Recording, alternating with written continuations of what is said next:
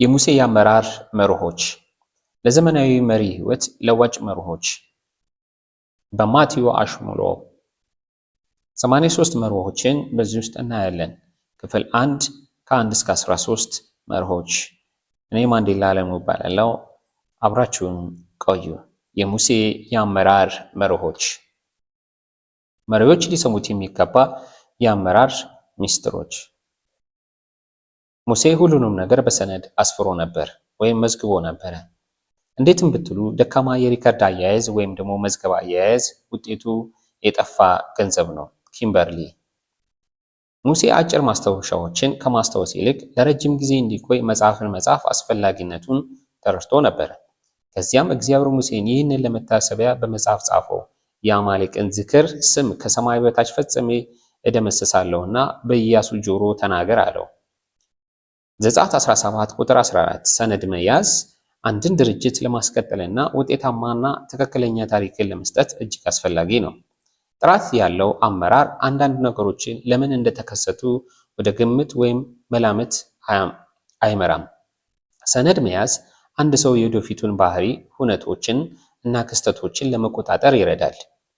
ያለ ሰነድ ነገሮችን ለምን እንደሚከሰቱ፣ ምን መታረም እንዳለበትና ወደፊት የሚካሄድበትን መንገድ የትኛው እንደሆነ ንድፍ ለማግኘት አስቸጋሪ ነው።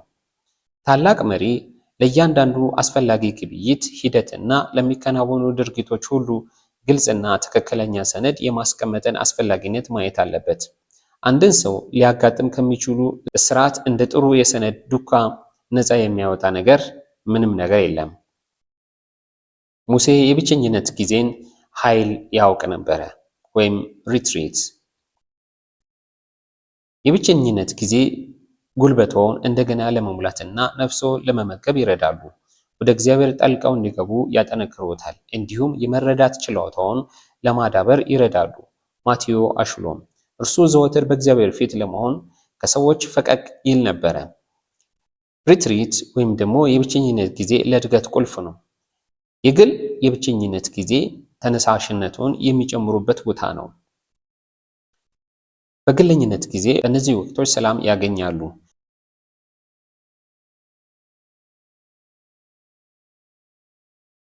በሪትሪት ወቅቶች በተሻለ ሁኔታ ይሰማሉ። ህልሞቹ ይበልጥ ግልጽ ይሆናሉ። የላቀ መነሳሳት ይቀበላሉ። እንዲሁም አእምሯዊና ስሜታዊ አቅሞን በተሻለ ሁኔታ ያጠናክራል። ይህ ጊዜ ከዕለት ተዕለት እንቅስቃሴው ወጥተው ነገሮችን መልሰው የሚሰበስቡበት ጊዜ ነው። እንዲሁም የእግዚአብሔርን ድምፅ በግልጽ የሚሰሙበት ጊዜ ነው። በሪትሪት ወቅቶች እንደ ዮሐንስ፣ ያዕቆብና ጴጥሮስ ያሉ ሰዎች ለለውጥ ያበቃቸውን ታላቅ ልምምድ አግኝተዋል። ኢየሱስ ሶስት ደቀ መዛሙርቱን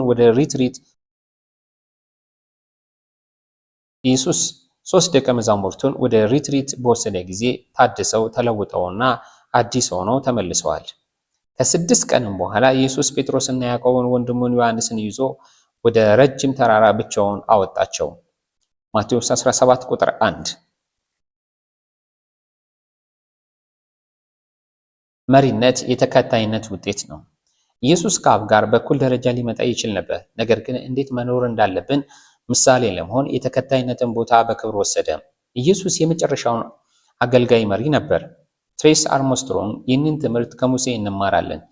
የተከታይነት ታሪክ ሳይኖር ራስን መሪ ብሎ መጥራት የማይመስል ነገር ነው። ድንኳኑን በማደሪያው ላይ ዘረጋ። የድንኳኑንም መደረቢያ በላዩ አደረገበት። እግዚአብሔር ሙሴን እንዳዘዘው ታቦቱንም ወደ ማደሪያው አገባ። የሚጋርደውን መጋረጃ ሰቀለ። የምስክሩን ታቦት ጋረደ። እግዚአብሔር ሙሴን እንዳዘዘው ብሎ በዘጸአት ምዕራፍ 40 ቁጥር 19 እና 21 ላይ ይናገራል። ካልተከተላችሁ የመከተል መብት ታጣላችሁ። መሪ ከሌሎት መምራት አይችሉም። ማንም የማይከተሉት ከሆነ ደግሞ እንዲሁ እየተሽከረከሩ ነው ማለት ነው። ሙሴ ራሱ ጥሩ ተከታይ ነበረ። ጥሩ ተከታይ አመልካቾች አሉት። ከመሪው ጋር ለመገናኘትና ጉዳዮችን ለመወያየት ሁልጊዜ ዝግጁ ናቸው። ሙሴ አማቱ ዮቶርን ለመከተል በመረጠው ምርጫ ይህንን አንጸባርቋል። ጥሩ ተከታይ ቁርጠኝነትን ያሳያል እንጂ የአፍ አገልግሎት ብቻ አይደለም። ሙሴ ከእርሱ ጋር እስከተቀመጠ ድረስ አማቱንና መንጋውን ለመንከባከብ ፈቃደኛ ነበረ። ጥሩ ተከታዮች መልሰው ይሰጣሉ፣ የበለጠም ያገኛሉ፣ እዚያም ይቆያሉ። ዮቶርና ቤተሰቡን ሲያገለግል እናያለን። በምላሹም በዩተር ጥበብና በዩቶር ልጅ ጋብቻ ተባረከ። አንድ መካሪ ተማሪው እንዴት እንደተረዳ ሲያውቅ የበለጠ ሊያደርግለት ይችላል። መጠበቂያዎቻቸውን ተጨባጭ ያደርጋሉ። ጥሩ መሪ ሁልጊዜ ላይገኝ እንደሚችል ያውቃሉ። ስለዚህ ግንኙነቱን እያለ ጥሩ መሪ ሁልጊዜ ላይገኝ እንደሚችል ያውቃሉ። ስለዚህ ግንኙነት እያለ እና ማግኘት ሲችሉ እድሉን ይጠቀሙበታል። መሪ ለመሆን በመጀመሪያ መከተል አለቦት እና እየተከተሉ ከሆነ ተከታይነት አደገኛ ሊሆን እንደሚችል ነገር ግን ጤናማ እንደሆነ መገንዘብ አለቦት። ጥሩ ተከታይ በህይወቱ ሙሉ መከተሉ መቀጠል እንደማይችል ያውቃል። ማደግ አለበት። በመጨረሻም ወደ መሪነት የሚያድጉ ጥሩ ተከታዮች በሚከተሉት መሪ ውስጥ ያለውን የዝምታ ኃይል ይገነዘባሉ። መሪው በዝምታ ውስጥ እንኳን በአንዳንድ ሰዎች አእምሮ ውስጥ ያለውን ነገር በጥልቀት መመርመር ያለውን ጠቀሜታ ለተከታዩ ማስተማር ይችላል። እግዚአብሔር እንደሚያቀርብ ከፍተኛ መተማመንና እምነት ነበረው። የእግዚአብሔር ሥራ በእግዚአብሔር መንገድ ከተሰራ የእግዚአብሔር አቀባበል ፈጽሞ አያጣም። ጄ ሁድሰን ወደ 3 ሚሊዮን የሚጠጉ ሰዎች በደረቅ በረሃ ለ40 ዓመታት መምራት ከባድና አድካሚ ከሆኑ ስራዎች አንዱ መሆን አለበት። የ3 ሚሊዮን ሰዎች የውሃ ፍላጎት ብቻ ማንኛውንም መሪ ለማድከም በቂና አስፈሪ ነው። በመጽሐፍ ቅዱስ ውስጥ ሁሉ የእግዚአብሔርን የማቅረብ ችሎታ እናያለን። ፍላጎት ከመከሰቱ በፊት አቅርቦቱ እንደተዘጋጀ እናያለን። አብርሃም ወደ ሞሪያን ተራራ ጫፍ ከመድረሱ በፊት በድብር ውስጥ አውራ በግ አይቶ ነበር። ዮናስ ወደ ባህሩ ጥልቅ ከመድረሱ በፊት የሚጠብቀው አሳ ነባሪ እንደነበረ እናያለን። የመቀነስ ሕግ በኢየሱስ ተሽሮ የትንሽ ልጅ ምሳ ወስዶ በሺዎች የሚቆጠሩትን እንዲመግቡ አባዛው። ሆኖም 12 ቅርጫት ተረፈ። ሙሴም ይህንን ያውቅ ነበር። ሰዎችን ወደ ታሪክ ማዶ ለማሻገር በእምነት ለመውጣት ፈቃደኛ ነበር። አንድ ከጀልባው እስካልወጣ ድረስ እግዚአብሔር ፍላጎቱን የማሟላት ችሎታ እንዳለው ላያውቅ እና ላይገነዘብ ይችላል። ሙሴ ለሌሎች ሰዎች ጥንካሬ፣ ክህሎት እና ችሎታ እውቅና ሰጥቷል። ትክክለኛ ሰዎች ከመረጣችሁ እና ክንፋቸውን እንዲዘረጉ ትክክለኛው እድል ከሰጣችኋቸው እንዲሁም ከኋላው ካሳ ካስቀመጣችሁ እነሱን ማስተዳደር አይጠበቅባችሁም። ጃክ ዌልሽ ልክ በሚቃጠል ቁጥቋጦ ውስጥ ከተገናኘ በኋላ ሙሴ አንደበተ ርቱዕነት የእሱ ክህሎት አካል እንዳልሆነ ነገር ግን በወንድሙ ውስጥ እንዳለ ተገነዘበ። በዚያም ወራት ሙሴ ካደገ በኋላ ወደ ወንድሞቹ ወጣ፣ መከራቸውንም ተመለከተ። የግብፅም ሰው ከወንድሞቹ ዕብራውያን አንዱን ሲመታ አየ። ወደዚህና ወደዚያም ተመለከተ። ማንም እንደሌለ ባየ ጊዜ የግብፅን ሰው ገደለው፣ በአሸዋ ውስጥም ሸሸገው። በሁለተኛውም ቀን ወጣ፣ እነሆም 2 ዕብራውያን ይጣሉ ነበር። በደለኛውም ሰው ባልንጀራህን ለምን ትመታለህ አለው። እርሱም በአንተ ላይ ሹምና ፈራጅ አድርጎ ማን ሾመ? የግብፅን ሰው እንደገደልህ ልትገለኝ ትፈልጋለህ አለው። ሙሴም እውነት ነገር ታወቀ ብሎ ፈራ። ፈርዖንም ይህንን ነገር በሰማ ጊዜ ሙሴን ሊገድለው ፈለገ። ሙሴ ግን ከፈርዖን ፊት ሸሸ፣ በምድያምም ምድር ተቀመጠ፣ በውኃ ጉድጓድ አጠገብም ኖረ። ዘጸአት 2:11-15 የእውነተኛ መሪነት ታላቅ ምልክቶች አንዱ የሰዎችን ክህሎት ምንም እንኳን በጥሬው ቢሆንም የማግኘት ችሎታ ነው። መሪው እንዲያዳብሩ ይረዳቸዋል፣ በመጨረሻም ለውጥ እንዲያመጡ ያሰማራቸዋል። ድርጅቱ ግቡን ለማሳካት በሚያደርገው ጉዞ ጠቃሚ ተጨማሪ ነገር ስለሚሰጡ የክህሎት ስብስቦች አስፈላጊ ናቸው። ትልቁ አሳዛኝ ነገር ጥንካሬ በሌላቸው ቦታ ሰዎችን ማስቀመጥ ነው። ትልቁ አሳዛኝ ነገር ጥንካሬ በሌላቸው ሰዎች ቦታዎችን ማስቀመጥ ነው። ስለዚህ ከእውነተኛ መሪነት ምልክቶች አንዱ የክህሎት ባለቤቶች እንኳን ባያዩትም እነዚህ ክህሎቶች መለየትና በብቃት ማሰማራት መቻል ነው። ጥሩ መሪ በወደፊት አስተዳዳሪዎች እና መሪዎች ውስጥ ሊፈልጋቸው የሚገቡ የክህሎት ስብስቦች የመግባባት ችሎታ፣ የማዳመጥና የመናገር ወይም የመጻፍ ችሎታ፣ ለትንታኔ ክህሎቶች አናሊቲካል ስኪል፣ ሁኔታዎችን የመገምገምና ግትር ሳይሆኑ ከተለያዩ አቅጣጫዎች የመመልከት ችሎታ። ሶስተኛ የኮምፒውተርና ቴክኖሎጂ ክህሎቶች፣ ራሱን ከገበያ አዳዲስ አፕሊኬሽኖች ጋር የማስተዋወቅ። የዛሬው ኮምፒውተር አዋቂ በዓመታዊ ልምድ ብቻ ከሚመካው ይልቅ ለድርጅት ምርጥ ምርጫ እንደሚሆን ጥርጥር የለውም። ተለዋዋጭና መላመድ ፍሌክሲቢሊቲ ኤንድ አዳፕታቢሊቲ። ጥሩ መሪ ብዙ ክህሎቶች ያሉት ድርጅቱ አቋሙን ከቀየረ መላመድ የሚችል ሰው ያስፈልጋል። የግንኙነትና የመቀራረብ ችሎታዎች ኢንተርፐርሰናል ሪሌሽናል ስኪል ኢንተርፐርሰናል ሪሌሽናል ስኪል። ስሜታዊ ብልህነት ለእድገት አስፈላጊ ነው። ሙሴ የርኅራኄ መሪነት ኮምፓሽን ሊደርሺፕ ሰው ነበረ። ሙሴ የርኅራኄ መሪ ሰው ነበረ። ኮምፓሽን ሊደርሺፕ ነበረ። ርኅራኄ አንዳንድ ጊዜ በሌላ ሰው ቆዳ ውስጥ መኖር ምን እንደሚመስል የመስማት ጉዳይ አቅም ነው። ርኅራኄ አንዳንድ ጊዜ በሌላ ሰው ቆዳ ውስጥ መኖር ምን እንደሚመስል የመስማት ጉዳይ አቅም ነው። ላንተም ሰላምና ደስታ በመጨረሻም ላንተ ሰላምና ደስታ እስካልመጣ ድረስ ለእኔ እውነተኛ ደስታና ሰላም ፈጽሞ ሊኖር እንደማይችል ማወቅ ነው። ፍሬድሪክ ቡችነር። በሚቃጠለው ቁጥቋጦ ውስጥ ከእግዚአብሔር ጋር ከተገናኘበት የመጀመሪያ ጊዜ ጀምሮ እግዚአብሔር ሕዝቡን ሊያጠፋ በዛተበት ጊዜ በበረሃ የመምራት ተግዳሮቶች ድረስ በሙሴ የተንጸባረቀው ታላቅ ባህሪ ርኅራኄ ነበር። ርኅራኄ የሌሎችን ስቃይ የመስማት ለተግዳሮቶቻቸው የመራርነት ርኅራኄ የሌሎችን ስቃይ የመስማትና ለተግዳሮቶቻቸው የመራራት ችሎታ ነው። በመከራ ለተመታ ሌላ ሰው የሚሰማ ጥልቅ ሐዘንና ርኅራኄ ነው።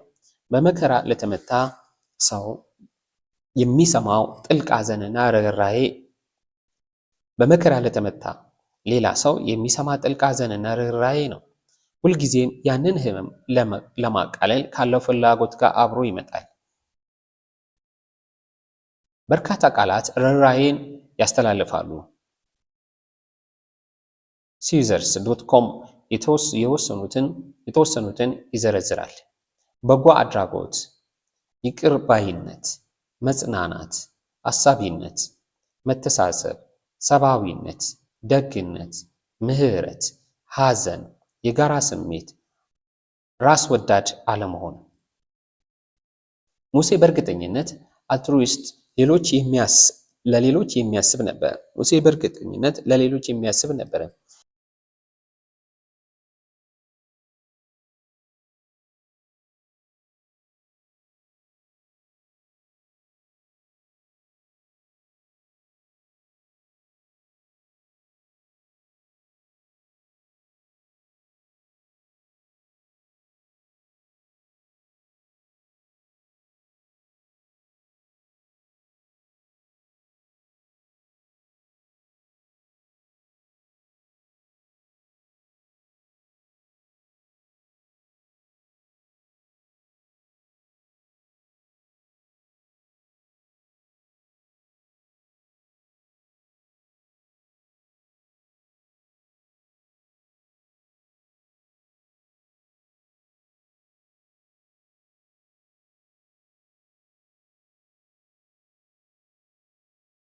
ሙሴ በእርግጠኝነት ለሌሎች የሚያስብ ነበር። ስለሚመራቸው ሰዎች ሲል ሕይወቱን እንዲወስድ እግዚአብሔር ብዙ ጊዜ ጠይቋል። ይህን ሕዝብ ለመምራት የቀረበለትን ጥሪ ለመቀበል ከግብፅ ምቾት በመውጣቱ ሕይወቱን አሳልፎ ሰጥቷል ማለት ይቻላል። ሆኖም ግን በይበልጥ አካላዊ በሆነ መንገድ ለመሞት ፈቃደኛ ነበር። ሩህሩህ መሪዎች ርኅራኄያቸውን በግልጽ ያስተላልፋሉ። ሰዎች ልባዊ ጥያቄዎችን እንዲጠይቁ ይፈቅዳሉ። እንደዚህ ያሉ ሰዎችም አዲስ ፍላጎትን ያዳምጣሉ። ተለዋዋጭ ናቸው። ሰብአዊ ጎናቸው ይታያል። ዝም ብለው ባለሙያ ብቻ አይደሉም። ሩህሩህ መሪ ስሜትን ለማሳየት አይፈራም። ሙሴ ተቆጥቷል፣ በሌላ ጊዜ ደግሞ አዝኗል። አንድ ጊዜ ደስተኛ ነበር፣ በበዓሉ እና በጭፈራው ተቀላቅሏቸዋል። ሩህሩህ መሪዎች በምሳሌነት ይመራሉ። ከሰዎችና ቦታቸው ጋር ለመላመድ ያልተለመደ ችሎታ ነበረው። የለውጥ ቁልፍ ፍርሃትን መተው ነው። ሮዛን በዛሬው ተወዳዳሪ እና ከፍተኛ ፈተና ባለበት ፈጣን ዓለም ግትርነት መሪውንና ድርጅቱን ያጠፋል። ለመለወጥ ፈቃደኛ ያልሆነ ማንኛውም መሪ ድርጅቱን፣ ተቋሙን ወይም ሰዎችን ያደርቃል። ሰዎች የሚያልፉባቸው በርካታ ልምዶች አሉ። ደረጃ 1 መካድ። ለለውጥ ሲታወጅ ሰዎች አይፈልጉትም፣ ያለውን ሁኔታ ይመርጣሉ። ደረጃ 2 ቁጣ። ሰራተኞች ድርጅቱን ለምሳሌ ወደ ቅነሳ የሚያመራ ለውጥ ውስጥ እንዳለ ሲገነዘቡ የግለሰቦች ዝቅተኛ በራስ መተማመንና ደህንነት ማጣት ቁጣቸውን በሚያሳዩበት መንገድ መገለጥ ይጀምራል። ሶስተኛ ተስፋ መቁረጥ። በዚህ ደረጃ ሰዎች ወደ ኋላ መመለስ እንደሌለ ይገነዘባሉ። አራተኛ ድርድር። ሰዎች ያለውን ሁኔታ እንዴት ማስቀጠል እንደሚችሉ መደራደር ይጀምራሉ። ሙሴ ከለውጥ ጋር ለመለማመድ ዝግጁ የነበረ ሰው ነበር።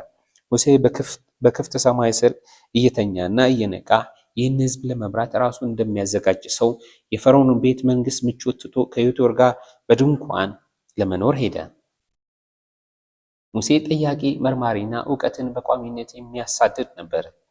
ከእኔ ተማሩ፣ በትእዛዜ ካልሆነ በምሳሌ ተማሩ። የእውቀት ፍለጋ ምን ያህል አደገኛ እንደሆነና ከተፈጥሮ ከሚፈቅደው በላይ ታላቅ ለመሆን ከሚመኘው ይልቅ የትውልድ ከተማው ዓለም እንደሆነች ከሚያምነው ሰው ያ ሰው ምን ያህል ደስተኛ እንደሆነ አወቁ።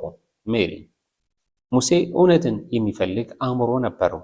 ለጥያቄ የተሰጠ አእምሮ ቁጥቋጦው ሳይቃጠል ለምን እንደሚነድ ማወቅ ፈለገ። የ21ኛው ክፍለ ዘመን ጥራት ያለው አመራር ከፊት የመሆንና በምርምር እውነታን በመፈለግ በመመርመርና እውነትን በመፈተሽ ፍላጎት ባለው አመለካከት ሌሎችን የመምራት ችሎታ ሊኖረው ይገባል። ሙሴ በግብፅ ትምህርት ቤቶች ወይም ዩኒቨርሲቲዎች ሰልጥኖና የራሔል ከተሞችን በመገንባት ተሳትፎ ስላደረገ እንዲህ አይነት አእምሮ አዳብሮ ሊሆን ይችላል። ይህ መርህ አንድን መሪ ያልተጣራ ውሳኔዎችንና የተሳሳቱ ድምዳሜዎችን ከማድረግ ይጠብቀዋል። እንዲሁም የአብዛኛው ሰው ስሜት ወይም አስተያየት ከመከተል አደጋ ያድነዋል። ጥሪው እና ሹመቱ የጸጋና የሞገስ ጉዳይ ብቻ እንደሆነ ተገንዝቦ ነበር። ብዙ ሞገስ የሚቀበል ሰው እንዴት እንደሚመልስ የሚያውቅ ነው። ቱፕሊዝ ሙሴም እግዚአብሔርን ወደ ፈርዖን የሚሄድ የእስራኤል ልጆች ከግብፅ የማወጣ እኔ ማን ነኝ አለው። እርሱም እኔ ካንተ ጋር እሆናለሁ፣ ይህችም እኔ እንደላኩ ምልክት ትሆናለች። ሕዝቡን ከግብፅ ባወጣ ጊዜ በዚህ ተራራ ላይ ለእግዚአብሔር ትገዛላችሁ አለው። ሙሴም እግዚአብሔርን እነሆ እኔ ወደ እስራኤል ልጆች በመጣው ጊዜ የአባቶቻችሁ አምላክ ወደ እናንተ ላከኝ ባልኳችሁ ጊዜ ስሙስ ማን ነው ቢሉኝ ምን እላችኋለሁ ብሎ ጠየቀ። ዘጸአት ምዕራፍ 3 ከቁጥር 11 እስከ 13። ሙሴ እንደ መሪ የሚፈታተኑ በርካታ ነገሮች ነበሩ። የመጀመሪያው የተወለደው ከተግዳሮት ጋር ነበረ። ተንተባታቢ ነበረ ወይም አፈትብ ነበረ። ሁለተኛ በግብፅ ወንዞች ተጥሎ ነበረ። ሶስተኛ ህዝቡን ለመምራት ጥሪ በተቀበለበት ጊዜ በግብፅ በነፍሰ ገዳይነት ይፈለግ ነበረ። ሞገስ አንድ ሰው በህይወት ዘመኑ ሊያሳካው የማይችለውን ይሰጠዋል። መሪዎች ምንም እንኳን የራሳቸው ስጦታና ችሎታ ለአሁኑ ቦታቸው ቢያበቃቸውም በትክክለኛው ጊዜ በትክክለኛ ቦታ መገኘት እድልና የእግዚአብሔርን እርዳታ ለስኬታቸው አስተዋጽኦ እንደሚያበረክቱ ሁልጊዜ ማወቅ አለባቸው። መሪነት ሁልጊዜ በመለኮታዊ ኃይል የተደገፈ ነበር። የእግዚአብሔር ከተፈጥሮ በላይ የሆነ ኃይል በተፈጥሮ ችሎታ ላይ ሲመጣ ያልተለመዱ ነገሮችን ይከስታል።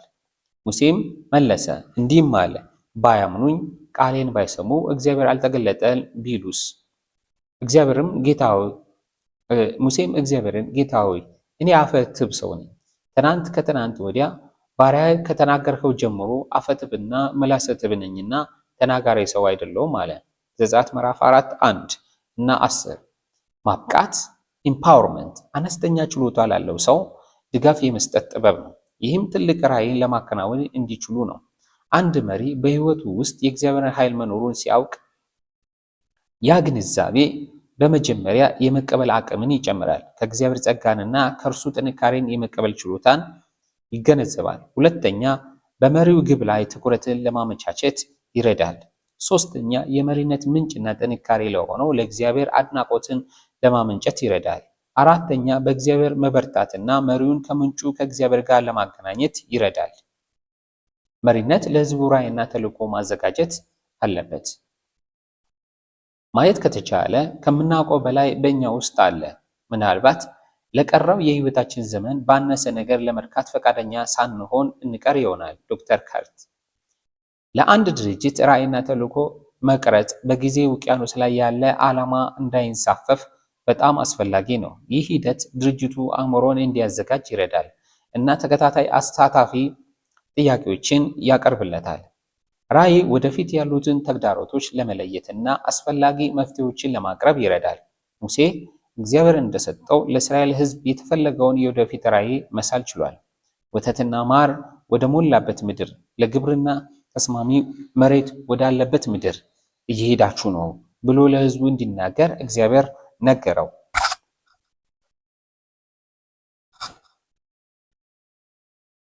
ራዕይ ያነሳሳል። ራዕይ ሰዎች ወዴት እየሄዱ እንደሆነ እንዲያውቁ ይረዳል። በተሻለ ሁኔታ እንዲሰሩ፣ የበለጠ እንዲያሳኩ እና ዓላማቸው እንዲፈጽሙ ይረዳቸዋል። ሙሴ ያደረገው ነገር ህዝቡ ለወደፊት ተስፋ እንዲኖረው ረድቷል። ግልጽ ራዕይ ከሌለ ሁሉም ሰራተኞች ውጤቱን ሲመጣ ለማየት አስቸጋሪ ነው። ጆርጅ ዋሽንግተን ካርቨር ራዕይ በሌለበት ተስፋ የለም ብሏል። ራዕይ የሰዎችን ትኩረት ይረዳል። ትኩረት ባለበት ደግሞ ኃይል አለ። ራዕይ ለስኬት የሚጠቅመው ደረጃ ከፍ ያደርጋል።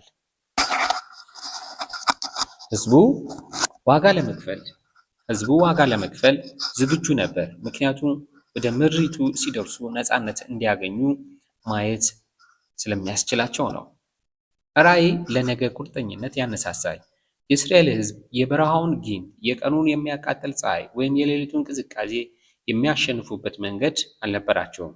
የሚጮሁ ቀበሮዎች ተስፋ ለማስቆረጥ በቂ ነበሩ። ነገር ግን የወደፊት ራዕይ በአእምሯቸው ይዘው ህዝቡ ለመጽናት ዝግጁ ነበሩ። ራዕይ አንድ ሰው ስኬቶችን እንዲያካፍል ያበረታታል። ህዝቡ አንድ ቤተሰብ ብቻ ሳይሆን አንድ ቡድን ሆነው መሬቱን ለመሰለል ሲሄዱ አንድ ቡድን እየሆኑ ሄደዋል። ከተማውን ለመቆጣጠር ሲሄዱ አንድ ቡድን አደረጉት። አብረው አሸንፉ፣ አብረው ተዋጉ። ሁሉም መሬት እስከሚመደብለት ድረስ እርስ በርስ ተጠባበቁ። ራዕይ ሰዎች የሚሄዱበትን አቅጣጫ ለማብራራት ይረዳል። ራዕይ ለውሳኔ አሰጣጥ ግልጽ መለኪያ ይሰጣል። ራዕይ ከሌለ ምን ለማሳካት እንደምትመኝ ለማወቅ የሚያስችል መንገድ የለም። የተረጋገጠ ታሪክ፣ ምልክቶችና የችሎታ ማረጋገጫ ያለውን መሪ መከተል ቀላል ነው። ውጤታማ አመራር ንግግር በማድረግ ወይም ደግሞ በመውደድ ላይ የተመሰረተ አይደለም። አመራር የሚገልጸው በውጤት እንጂ በባህሪ አይደለም። ፒተር አሮንም እግዚአብሔርን ለሙሴ የተናገረውን ቃል ሁሉ ተናገረ፣ በሕዝቡ ፊት ታምራቱን አደረገ። ዘጸአት 4:30 የሙሴ ሕይወት የውጤትና የስኬት ተምሳሌት ነበረ። በአመራር ውስጥ ሰዎችን የመሪነታቸውን ቀጣይነት ከዕድሜና ከሽግግር መብት ጋር ወይም በቀላል የትምህርት ማስረጃ ላይ ማያያዝ ይቻላል። ሆኖም ሙሴ የመሪነት ክህሎት ማስረጃ፣ ምልክቶችና ማረጋገጫ ነበረው። መሪዎች አፈጻጸማቸውን ከሥራ ማበልጸግ፣ የበለጠ ፈታኝ ስራዎችን መስራትና ውጤቶችን ከማየት ጋር ማገናኘት አስፈላጊ ነው። ውጤቶች ከመማር ከማደግ ችሎታ ጋር መያያዝ አለባቸው። ሙሴ ማደጉንና የተሻለ መሆኑን ቀጠለ። ከአማቱ እንኳን እርማት ለመቀበል ክፍት ነበር። ውጤቱም በሥራ እድገቱ ላይ ይታያል። ከእርሱ በፊትም ሆነ በኋላ እንደ ሙሴ ያለ ነቢይ እንደሌለ እግዚአብሔር መስክሯል።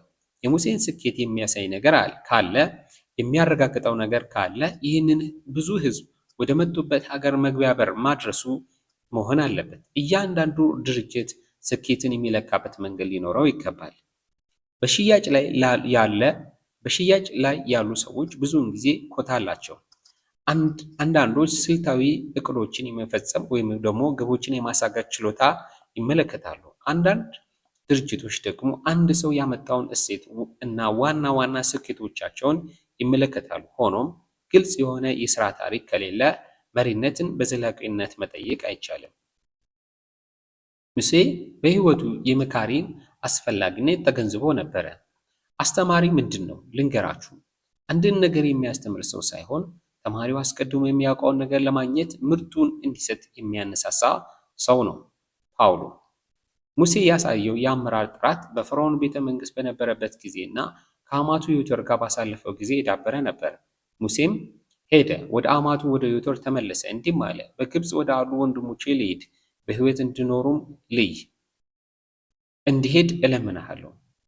ዮቶርም ሙሴን በደህና ሂድ አለው። ዘጸአት 4:18 ነገር ግን በሙሴ ሕይወት ላይ በጣም የማይረሳ የምክር ተጽዕኖ ያሳደረው አማቱ ነበር ቢባል ቀላል። ነገር ግን በሙሴ ሕይወት ላይ በጣም የማይረሳ ምክር ተጽዕኖ ያሳደረው አማቱ ዮቶር ነበር። መካሪ ወደሚፈልገው መድረሻ እንድትደርሱ የሚረዳ ሰው ነው። መካሪ የግድ ጓደኛችሁ አይደለም፣ ነገር ግን በቀላሉ ወደምትፈልጉት ቦታ እንድትደርሱ ከእናንተ ጋር የሚራመድ ሰው ነው። የመካሪ ተግባር አንዱን ክፍል ወደምትሄዱበት እንድትደርሱ የመርዳት ሚና መጫወት ነው። ለወደፊቱ ማዘጋጀት ነው። አማቱ ስራውን ሲጨርስ ሙሴ ተነሳሽነት ያለው ሰው እንደሆነ በምሳሌ እንደሚመራ እና በዙሪያው ቡድን እንደፈጠረ እናያለን። ሙሴ በሰለ እና ለሁሉም ሰው ወዲያውኑ ምላሽ የማይሰጥ ሰው ሆነ። ይህንን የሚያነብ ማንኛውም መሪ ሌሎችን የመምከር ፍላጎት ማሳየት አለበት። ምክንያቱም በመሰረቱ የመሪነት አካል ለሌሎች መሪዎች ምክንያቱም በመሰረቱ የመሪነት አካል ሌሎችን መሪዎችን ማሳደግ ነው። ሙሴ በሕይወት ዘመኑ መካሪ ሆኖ ማንም ከመምከሩ በፊት የተወሰኑ ጥያቄዎችን ራሱን መጠየቅ አለበት። የመጀመሪያው የእኔ ምክር ለዚህ ሰው ስራ እንዴት አስተዋጽኦ ያደርጋል የሚል ነው። ሁለተኛ የሚፈልገውን ጊዜ ለማውጣት ዝግጁ ነኝ ወይ የሚለው ነው። ሶስተኛ ለሌሎች ሰዎች እድገትና ስኬት አስተዋጽኦ ማድረግ በእውነት እፈልጋለሁ የሚለውን ራስን መጠየቅ ነው። አራተኛ ፈታኝ ጥያቄዎችን ለመጠየቅ ምቾት ይሰማኛል። ይህም በጣም ወሳኝና አስፈላጊ ነው። ስድስተኛ ሌሎችን ማበረታታትና ማነሳሳት ያስደስተኛል። ሰባተኛ እውቀቴንና ልምዴን ለሌሎች ማካፈል እፈልጋለሁ። እነዚህና ሌሎች ብዙ ጥያቄዎች አንድ ሰው የመካሪን ስራ ለመስራት እንዲችል አስፈላጊ ናቸው። በእርግጥ በምክር አገልግሎት ውስጥ የግንኙነት ድግግሞሽ ፈተና አለ። ስለዚህ በ21ኛው ክፍለ ዘመን በኢሜይል፣ በደብዳቤ፣ በጽሑፍ መልእክት፣ በትዊተር እና በሌሎች የማህበራዊ ሚዲያ አውታር መረቦች ማድረግ ካልተቻለ መሪው ያዘጋጀውን ሌሎች ቁሳቁሶችን ማለትም መጽሐፎችን ወይም የተቀረጹ ትምህርቶችን መጠቀም ብልህነት ሊሆን ይችላል። ሻሎም። ሁለተኛውን ክፍል በቅርብ ጊዜ እናቀርባለን። ተባረኩ። ይህንን ቻናል ከወደዳችሁት እና በዚህ የመሪነት ጥበብ ላይ ፍላጎት ካደረባችሁ ቻናላችንን ሰብስክራይብ በማድረግ ፎሎ በማድረግ ይቀላቀሉ። ተባረኩ።